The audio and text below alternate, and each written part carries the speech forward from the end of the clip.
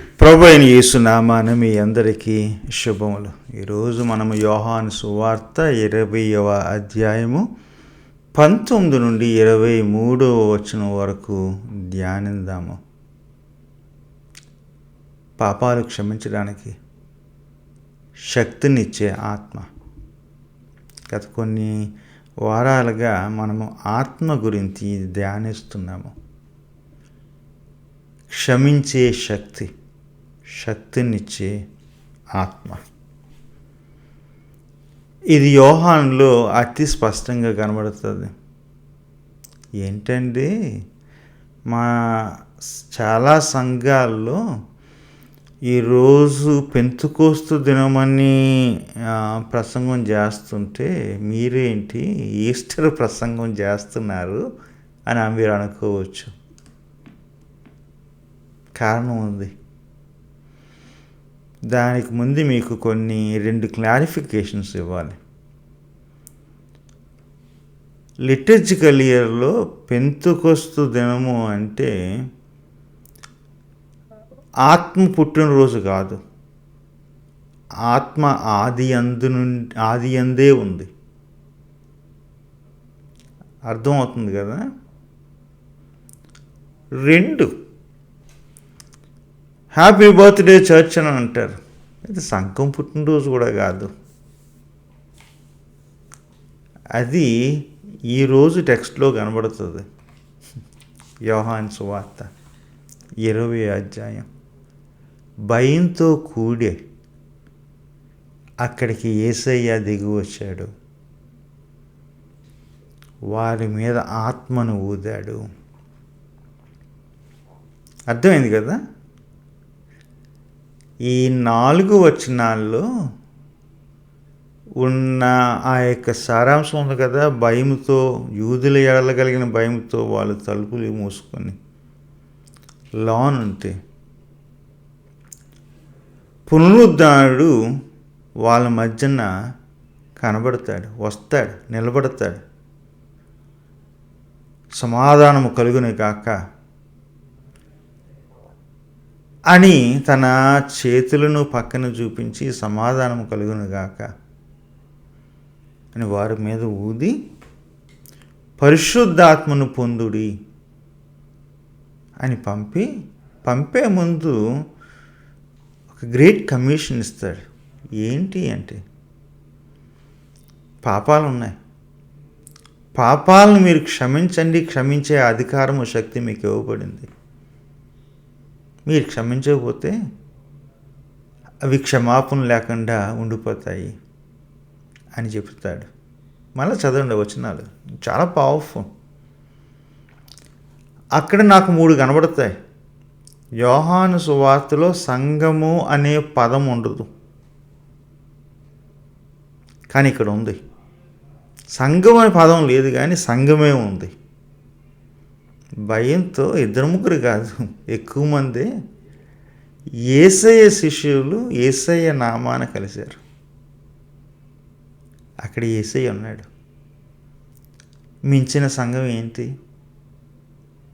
శక్తి పొందారు, కృప పొందారు, ఆత్మను పొందారు.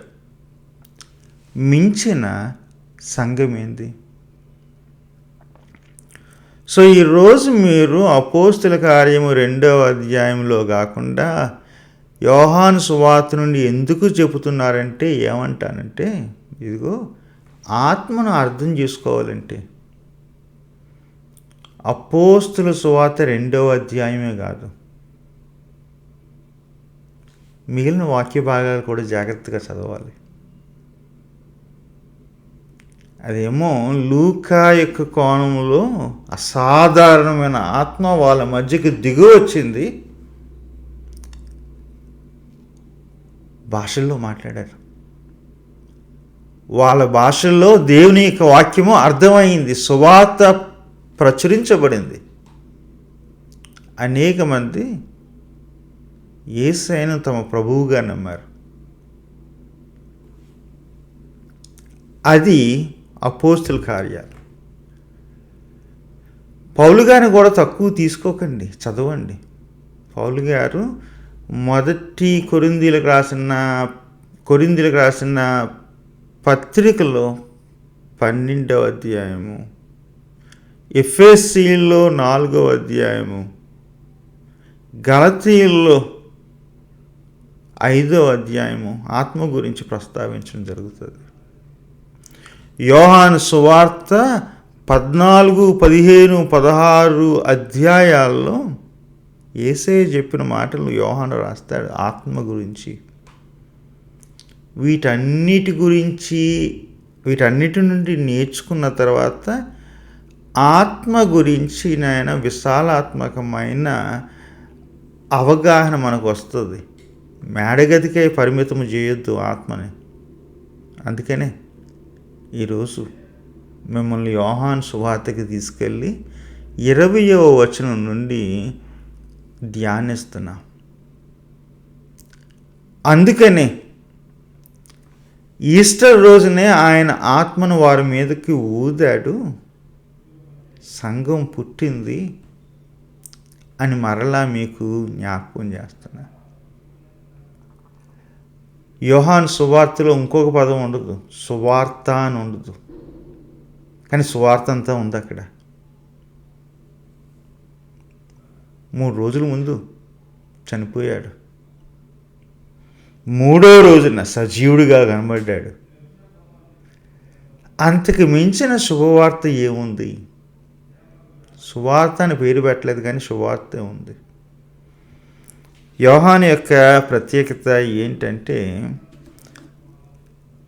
లూకాకి, మార్కుకి, మత్తయికి అసాధారణంగా కనబడిన కొన్ని విశేషాలు యోహానుకి సున్నితంగా కనబడతాయి. అతి సాధారణంగా కనబడేటట్లు పెడతాడు. యేసయ్య వాళ్ళ మధ్యకి రావడం, అఫ్కోర్స్ మూసిన తలుపులలో నుండి రావడం అనేది అసాధారణమే, కానీ వచ్చి వాళ్ళ మీద జెంటిల్గా ఊదేను, ఆత్మనిచ్చాను. అంత సాధారణంగా. మార్కు, లూకా, మత్తయిలో అద్భుత కార్యములు, ఆశ్చర్యకార్యములు ఉంటే, యోహాను సువార్తలో ఈ సూచక్రియలు మనలా సున్నితంగానే, జెంటిల్గానే చెప్పడం జరుగుతుంది. ఇక్కడ ఆ యొక్క సింబల్స్ చాలా కనబడతాయి. ప్రొద్దుడు కనబడ్డాడు యేసయ్య, మగ్దలేని మరియ పంపించాడు, బయలుదేరింది, వెళ్ళమన్నాడు, వెళ్ళి వాళ్ళ దగ్గరికి వెళ్ళు, బయలుదేరింది. సాయంకాలం ఆ శిష్యుల దగ్గరికి ఆయనే వచ్చేసాడు. ఎందుకు? పంపడానికి. ఎందుకు? ధైర్యం ఇవ్వడానికి. సంఘం బయటికి వెళ్ళాలంటే ధైర్యంతో వెళ్ళాలి. ఎందుకు వచ్చాడు? ఏమి ఇచ్చాడు? సమాధానం ఇచ్చాడు, సమాధానంతో వెళ్ళాలి. ఎందుకు వచ్చాడు ఆయన? ఏమిచ్చాడు? ఆత్మనిచ్చాడు, శక్తినిచ్చాడు. ఎందుకో ఆత్మ? క్షమించడానికి, పాపములను క్షమించడానికి ఆ ఆత్మను యేసయ్య వాళ్ళకు ఇచ్చాడు. యూ కెన్ ఇమాజిన్, ఊహించండి నాతో, ఆ రోజు సాయంకాలం వాళ్ళు యూదులకు భయపడి తలుపులు వేసుకున్నారట. యూదులకు భయపడి, మా భాషలో చెప్పాలంటే గడ్డలెట్టుకున్నారు, లోనుండిపోయారు. భయం ఎందుకయ్యా? తెలీదా? సమాధిలో పెడితే వాళ్ళ యొక్క ప్రభువు తిరిగి లేచాడు, సమాధిలో నుండి కూడా ఆయన ప్రాణాలను తీసుకురాగలిగిన దైవం వాళ్ళకు ఉన్నాడని వాళ్ళకి తెలియదా? ఎందుకు భయపడ్డారు? మాట చెప్పమంటారా? మీరు నేను ఎందుకు భయపడ్డామో వాళ్ళు కూడా అందుకని భయపడ్డారు. మనకు తెలుసు సమాధిలో నుండి తన కుమారుని లేపిన ఆ దైవం నిన్ను నన్ను కూడా లేపుతాడని తెలుసు, కానీ సహజంగా భయపడతాం. ఎవరికి భయపడతాం? మనుషులకే భయపడతాం. కడుపు కొడతారు, చెంప కొడతారు, అట్ ద బెస్ట్ ప్రాణం తీస్తారు. వాళ్ళకు భయపడతాం. ఇక్కడ యూదులంటే యూదీయులు, యూదాకి చెందినవారు, అందరూ కాదు, నమ్మని వారు. వాళ్ళు యేసయ్యను నమ్మలేదు, యేసయ్య తిరిగి లేచాడని నమ్మలేదు. ఈ నగరంలో ఉన్న యోహాను రాస్తున్నాడు, ఇది ఎఫెసీ అంటారు చాలామంది. ఈ నగరంలో ఉన్న ఈ యొక్క సంఘం ప్రిడామినెంట్గా యూదా నుండి వచ్చిన వాళ్ళు, వీళ్ళని ప్రియమైన సంఘము అంటారు. అంటే అది టైటిల్ కాదులేండి, అంటే అక్కడ ప్రేమ గురించి ఎక్కువ నమ్మేవారు. వాళ్ళు క్రీస్తు ఇచ్చిన ప్రేమను వాళ్ళ జీవితాల్లో చూపించేవారు. మొదటి శతాబ్దము ఆల్మోస్ట్ చివరి భాగంలో. వాళ్ళకి ఎందుకు భయపడుతున్నారు అని చెప్పడానికి యోహాను ఎవరిని చూపించారంటే, మీరే కాదయ్యా, ఆ రోజున ఆ శిష్యులు కూడా భయపడ్డారు. ఈరోజు నేను ఒక మాట చెప్తున్నాను, మీరే కాదు, మనమే కాదు, యోహాను యొక్క సంఘము భయపడింది. యేసయ్య యొక్క శిష్యులు భయపడ్డారు. తెలియక కాదు, ఆయన పునరుద్ధాన శక్తి తెలిసిన తర్వాత కూడా భయపడ్డారు. భయపడడం సహజమే, అది జరుగుతుంది. భయపడినప్పుడు ఏం చేసేస్తాం అంటే తలుపులు వేసేసుకుంటాం. దైవమేమో సమాధి తలుపును తీస్తే రాయిని తీస్తే ద్వారాన్ని ఓపెన్ చేస్తే మనం ఏం చేస్తామంటే ప్రాణాలు ఉన్న చోట్లకి కూడా తలుపులు వేసేస్తాము, గడ్డలు వేసేస్తాము. సమాధి రాయిలు తీసేది మన ప్రభువు, గదులకు తాళాలు వేసేది, తాళాలు కాదులేండి, గడలు వేసేది మనము. అదేనండి దైవానికి, దేవుని యొక్క సంఘానికి ఉన్న తేడా. చావు నుండి జీవాన్ని తీసుకురాగలడు. సమాధుల మీద ఉన్న ఆ యొక్క రాతిని తొలగించగలడు. మనమా జీవన దగ్గర చావు తెస్తుంటాం ఒక్కోసారి. మన తలుపులకు గెడలేసుకుని లోన దాక్కుంటాము. అది ఆయనకి మనకి తేడా. ఏం చేస్తాడంటే, నేను తీస్తున్నాను, నేను తెరుస్తున్నాను, నాతో రండి, తీయండి, తెరవండి. భయంతో లోనుంటే తలుపులు ఆయనకు అడ్డం రావు, గెడలు ఆయనకు అడ్డం రావు. ఎవరు రాకూడదు అని తలుపు వేసుకున్నారు. ఒక్కోసారి ఈ తలుపులు ఏం చేస్తాయంటే మనల్ని దగ్గరికి తీసుకొస్తాయి. ఇక్కడ భయం తీసుకొచ్చింది. భయం ఏం చేసిందంటే, అందరూ ఒక చోట పోదాము, అమ్మ రెండు పోదాము అని చెప్పి గదిలో దాక్కున్నారు, కలిశారు. భయం మనుషుల్ని కలుపుతుంది. భయంతో ప్రమాదం ఏంటంటే, భయం మనుషులను వేరు చేస్తుంది. అర్థమైంది కదా? ఇప్పుడు ఆ గదిలో ఉన్నారు, భయంతో ఉన్నారు, గడేసుకున్నారు. అందులో ఎవరి మీద అనుమానం వచ్చి భయం పుట్టినా మళ్ళీ భయం పెరుగుతుంది.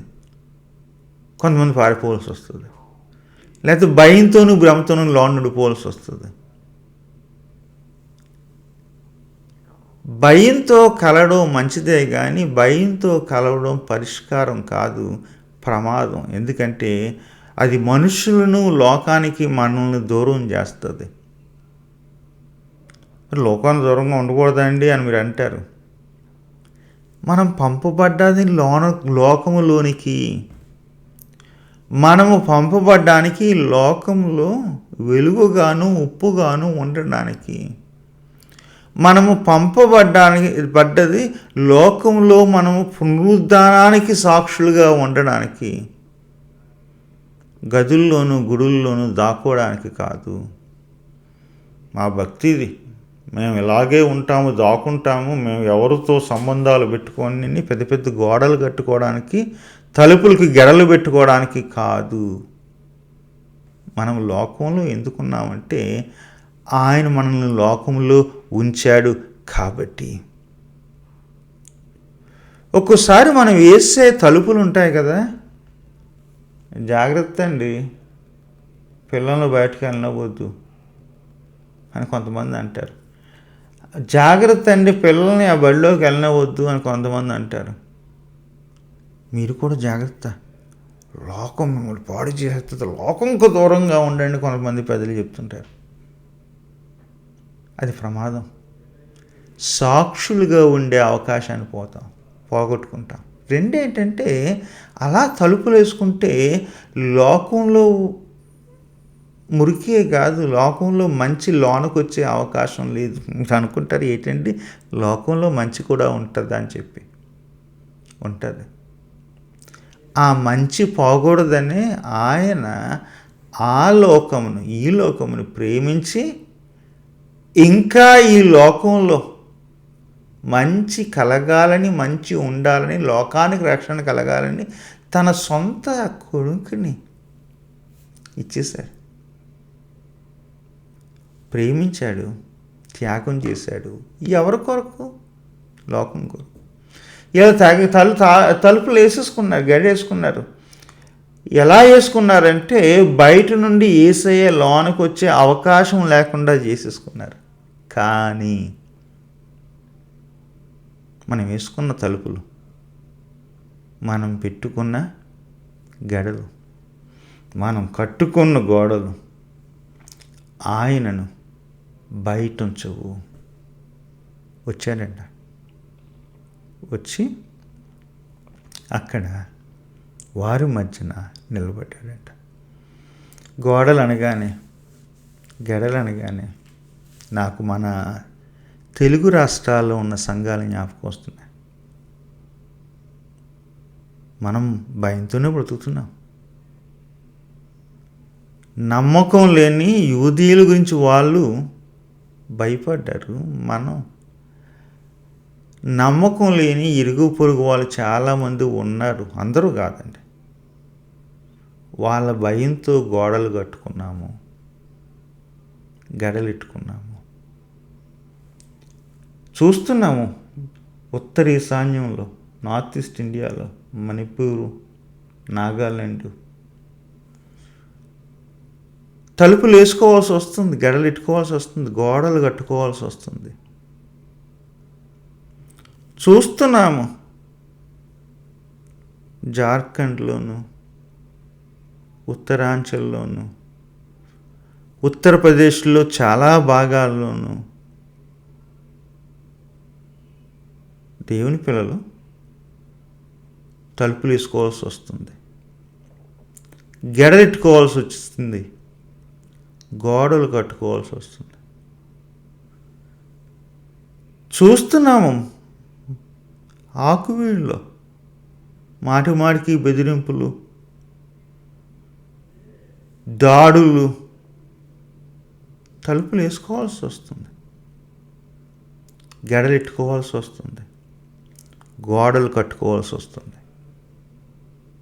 తప్పదు, మనల్ని కలుపుతుంది. కానీ కొన్నిసార్లు మనల్ని లోకానికి, ఎక్కడ మనం సాక్షులుగా ఉండడానికి పిలువబడ్డామో ఆ లోకానికి మనం దూరం చేస్తుంది. లోకంలో మన బయట ఉన్న మంచితనం మనలో రావడానికి కూడా ఈ గోడలు గెడలు అడ్డొచ్చే అవకాశం ఉంది. మంచోళ్ళు ఉన్నారండి, మంచి ఉందండి లోకంలో, గమనిస్తే మనం చూస్తాం. అది ఎంత దారుణం అంటే మనం కట్టుకునే గోడలు, మనం పెట్టుకునే గెడలు క్రీస్తుకు కూడా అవకాశం ఇవ్వకుండా చేసే అవకాశం ఉంది. కానీ ఆయన మనల్ని వదలడు. అప్పుడు వదలలేదు, ఇప్పుడు వదలలేదు. తలుపులు వేసుకుంటే వాళ్ళ మధ్యకి, అప్పుడు తలుపులు వేసుకుని గడలు పెట్టుకుని గోడలు కట్టుకున్న మన మధ్యకి ఇప్పుడు ఆ పునరుద్ధానుడు వస్తాడు. వచ్చి రాగానే వీళ్ళు గమనిస్తున్నారు, ఎవరు ఏంటి? ఆనవాళ్ళు. సమాధానము కలుగునుగాక. అదేనండి ఆనవాళ్ళు. ఇంకా ఆనవాళ్ళు ఉన్నాయండి. మొదటి ఆనవాళ్ళు సమాధానము కలుగునుగాక. యేసయ్య పిల్లలకి ఉన్న అలవాటు ఏంటంటే సమాధానాన్ని ఇవ్వడము. Peace be with you. ఇది వింతగా ఉన్నది వాళ్ళకి. ఏంటి భయపడి మనం దాక్కుంటే మనకు సమాధానం ఏంటి? నిజానికి భయపడి దాక్కున్నారు కాబట్టి వాళ్ళకి సమాధానం అవసరము. ఆందోళనతో ఉన్నారు, గందరగోళంలో ఉన్నారు, గడిబిడిలో ఉన్నారు. వాళ్ళకి సమాధానము అవసరము. భయంతోనూ ఆందోళనతోనూ గడిబిడిలో ఉన్న మనకు సమాధానము ఆయన ఇస్తున్నాడు. భయంతోనూ ఆందోళనతోనూ గందరగోళంగా ఉన్న ఈ లోకానికి సమాధానం ఇచ్చేది ఎవరు అంటే మనమే. ఏం సార్ మీకు అంత ధైర్యం అని అనుకుని ఉంటారు. కారణం ఏంటంటే ఆ రోజుల్లో రోమా సామ్రాజ్యంలో ప్యాక్స్ రోమనా అని ఒకటి ఉండేది. అంటే సమాధానం ఇస్తే రోమా సామ్రాజ్యమే ఇస్తుంది, సమాధానం ఇస్తే కైసరే ఇస్తాడు. భయపడే వాళ్ళ మధ్యన సిలువ ఇవ్వబడిన క్రీస్తు సమాధానం ఇవ్వడం ఏంటి అని వాళ్ళకు కొంచెం వింతగా అనిపించింది. మహారాజు గారు ఇవ్వాల్సిన సమాధానాన్ని సిలువ వేయబడి తిరిగి లేచిన ఆ క్రీస్తు ఇవ్వడం ఏంటి? ఆ రోజుల్లో రోమా సామ్రాజ్యంలో ఉన్న వాళ్ళందరికీ క్రీస్తుని వెంబడించిన వారికి తేడా ఏంటంటే సామ్రాజ్యం అంతా ఏమనుకుందంటే మహారాజు ఇచ్చేదే సమాధానము అనుకుంది. కానీ క్రీస్తుని వెంబడించిన వాళ్ళు నమ్మారు, ఆ సమాధానం క్రీస్తే ఇవ్వగలడు అని చెప్పి.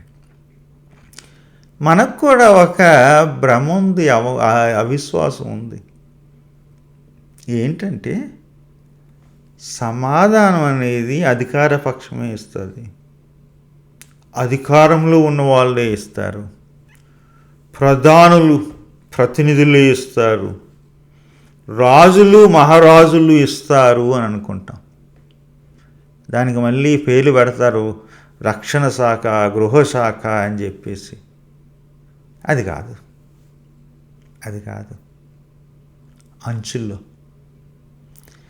భయపడిన వారి మధ్య, తలుపులేసుకున్న వారి మధ్యన, గదుల్లో దాక్కున్న వారి మధ్యన ఆ క్రీస్తు, నా క్రీస్తు సమాధానాన్ని ఇస్తాడు. సమాధానం ఇచ్చిన తర్వాత ఈ సమాధానము రోమీలు ఇచ్చిన సమాధానానికి ప్రత్యామ్నాయము, నిజమైన సమాధానము. రోమీలు ఏంటంటే భక్షించి రక్షణ అనేవారు, ప్రాణాలు తీసి సమాధానము అనేవారు, లా అండ్ ఆర్డర్ అనేవారు, శాంతి భద్రతలు అనేవారు చెదగొట్టి. ఈయన ఇచ్చే సమాధానం అలాంటిది కాదు. మళ్ళా ఆ సమాధానం ఎలా ఉంటుంది? తన పక్కనే చేతుల్లో ఉన్న గాయాలను ఆయన చూపించాడు. సమాధానం గాయాల్లో కనబడుతుందా? గాయాలతో సాధిస్తామా? గాయం చేసి కాదు, గాయం పొంది. మీకు గతంలో ఒక వీడియో చేశాను. గాయాలు అనేవి దైవాన్ని మనుషుల దగ్గరికి తెచ్చేవి ఒకటి చెప్పాను. రెండు ఏంటంటే మనుషుల యొక్క గాయాలు దైవానికి అర్థం కావాలంటే యేసయ్య గాయాలే వాహకాలు, అర్థం చేసేవి, ఇంటర్ప్రెటర్స్ అని చెప్పాను. గాయాలతో నా కుమారుడు తండ్రి కుడిపార్శ్వాన ఉన్నాడు. గాయాలతో మనందరి కొరకు విజ్ఞాపన చేస్తున్నాడు. దైవత్వానికి ఆనవాళ్ళు గాయాలు. చాలామంది అంటారు దెబ్బలు తిన్నాడు, కొట్టించుకున్నాడు, చచ్చిపోయాడు, ఆయన దైవం ఏంటి అంటారు. దెబ్బలు దీన్ని చచ్చిపోయి తిరిగి లేచాడు కాబట్టి ఆయన దైవం. దైవానికి అది ఆనవాళ్ళు. క్రైస్తవులు కూడా మాట చెప్తున్నాను, మన గాయాలు మనకి ఆనవాళ్ళు, దేవుని పిల్లలు అనిపించుకోవడానికి. ఈ మధ్యన కొన్ని చోట్ల వింటున్నాను, నేను అలా కాదు, ఇలా కాదు, నేను క్రీస్తులాగా కాదు, అవసరమైతే మీ చేతులు కొట్టి నేను తీసుకెళ్ళిపోతాను అని ఒక ఆయన. యేసయ్య చెప్పాడు కానీ అది ఇప్పుడు పని చేయదు.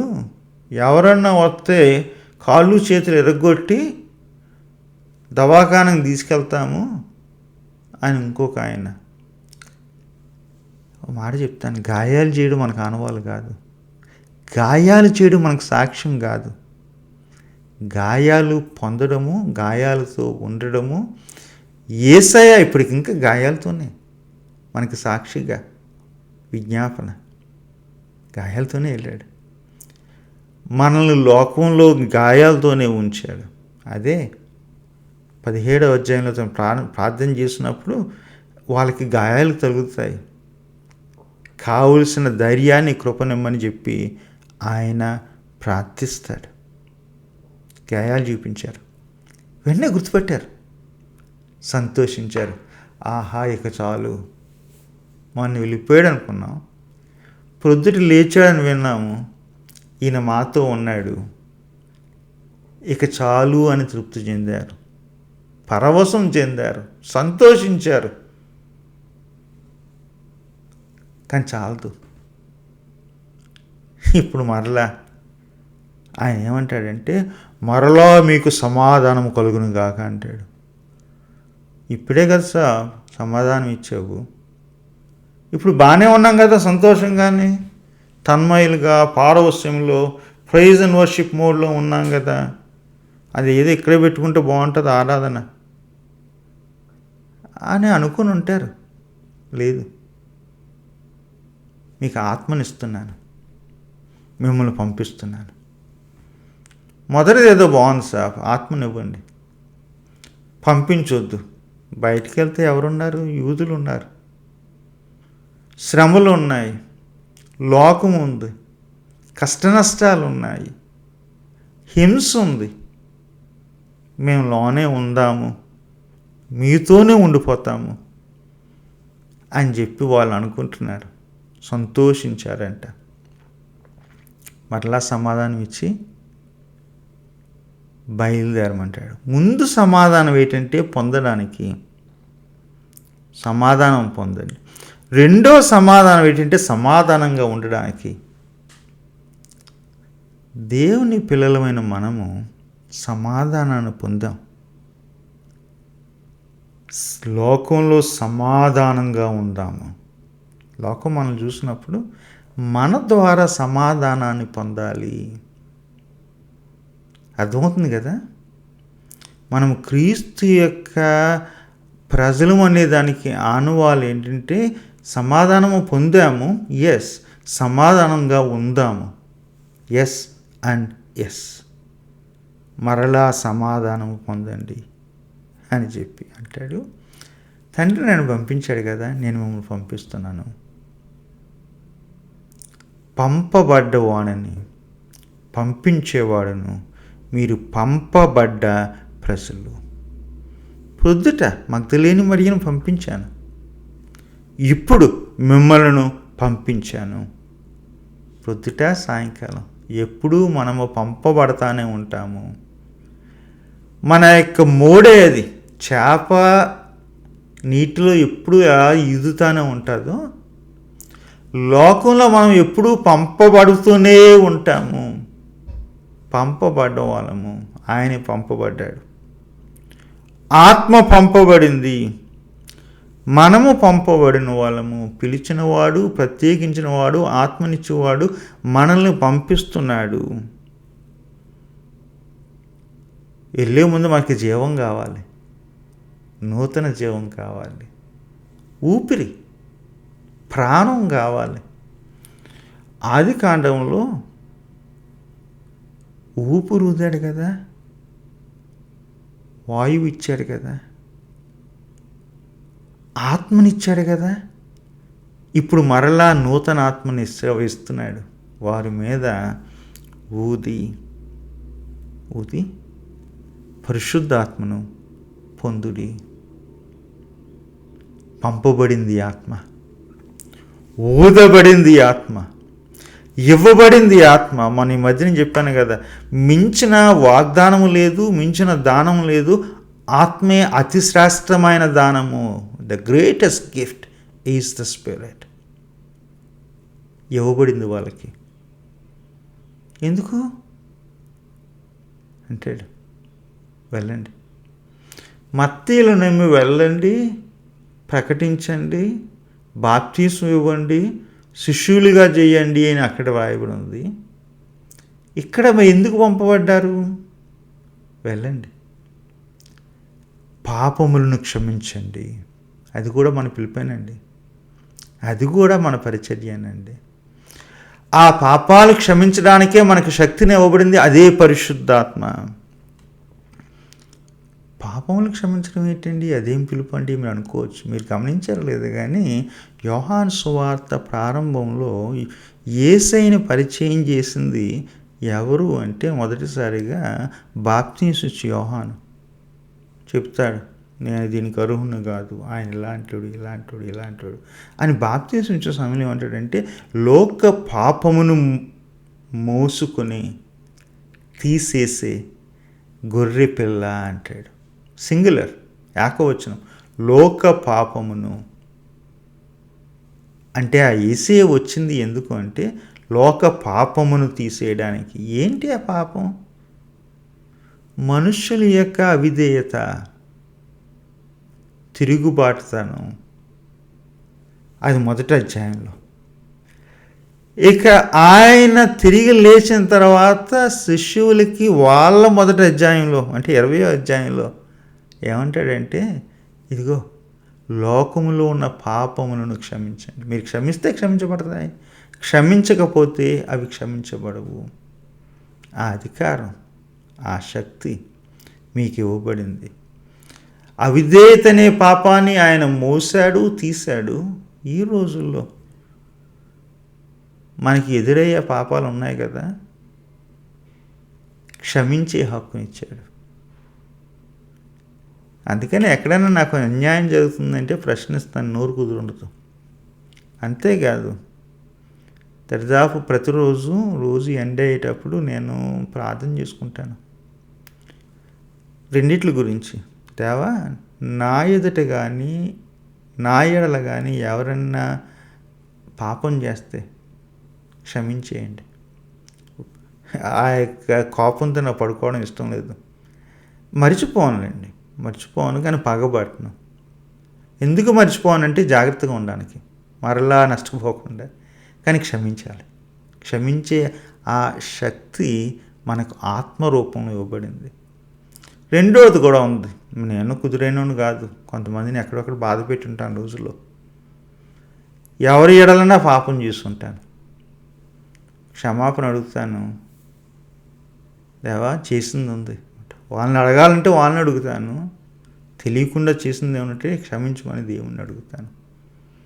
క్షమాపణ ఇచ్చి, క్షమాపణ అడిగి, క్షమాపణ పొందే శక్తి ఉంది కదా, అది పరిశుద్ధాత్మ. పౌలు గారి లెక్కలోనేమో అపోస్తులు గాను, బోధకులు గాను, సువార్తికులు గాను, ఉపదేశకులు గాను, ఇంకొక చోట ఏమో అడ్మినిస్ట్రేటర్స్ గాను, ప్రవక్తలు గాను, ఈ శక్తులన్నీ ఉన్నాయి. పౌలు గారి లెక్కలో రోమా 8వ అధ్యాయంలో ఆ ఆత్మ మనతో ఉండి విజ్ఞాపన చేస్తుంది. లూకా మత్తయిలోనేమో ఆత్మ మన అరణ్యాల్లో ఉన్నప్పుడు మన జీవితాల్లో ఉంటుంది. అపోస్తుల కార్యాలయము ఆత్మ దిగువచ్చినప్పుడు వాళ్ళు వేరే భాషల్లో మాట్లాడారు. వాళ్ళు ఆ భాషల్లో దేవుని యొక్క వాక్యాన్ని విన్నారు, ప్రవచించారు, ప్రకటించారు. ఇక్కడ యోహాను దాన్ని కంప్లీట్ చేస్తాడు. ఏమంటాడంటే ఆత్మ ఎందుకు ఇవ్వబడిందంటే క్షమించడానికి, క్షమాపణ అడగడానికి, క్షమాపణ పొందడానికి, క్షమించుటకు శక్తినిచ్చేది ఆత్మ. కలిగి ఉందాము. ఉంటాను మరి. సెలవు.